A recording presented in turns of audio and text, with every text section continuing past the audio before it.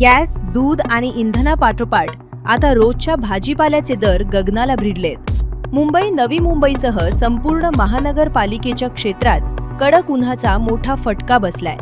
वाशी येथील कृषी उत्पन्न बाजार समितीत एपीएमसी भाजीपाल्याचे दर 20 ते 30% वाढले आहेत। कडक ऊन आणि पाण्याच्या तीव्र टंचाईमुळे बाजारात भाजीपाल्याची आवक घटलीये। वाशी घाऊक बाजारात भाजीपाल्याची आवक थेट 20 ते 30% कमी झालीये।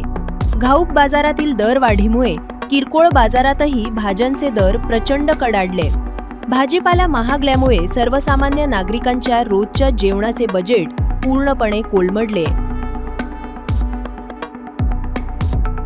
पाहायचं तर ह्या दराच्या बाबतीमध्ये खूप तफावत आहे आणि गैरसमज आहे की व्यापारी बाजार वाढवतात। आता तशी परिस्थितीच राहिली नाही। 100% हा खरेदी माल आहे।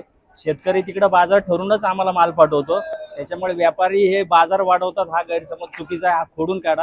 हा माल आता या गरमीमुळे, या गरमीचा धार झाल्यामुळे मालाचं उत्पादनच कमी आहे, त्याच्यामुळे हे बाजार वाढलेले आहेत। व्यापाऱ्यांनी बाजार नाही वाढवलेले आहेत।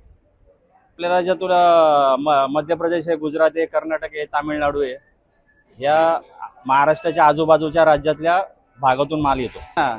जे काढणीला पीक आलेले आहे ते जर पाऊस पडल्यानंतर ते खराबच होणार आहे आणि त्याचा तुटवडा झाला की ऑटोमॅटिक बाजार वाढणार। हातातलं पीक जर अवकाळी पावसाने जाणार असेल तर ते नुकसानच आहे ना त्यांचं 100%। जे 6 महिन्यातून एक किंवा वर्षातून 2 पिकं घेणारे शेतकरी ते अडचणीतच आहेत। सूर्यकांत झेंडे, शिवसेना उपशहर प्रमुख, नवी मुंबई।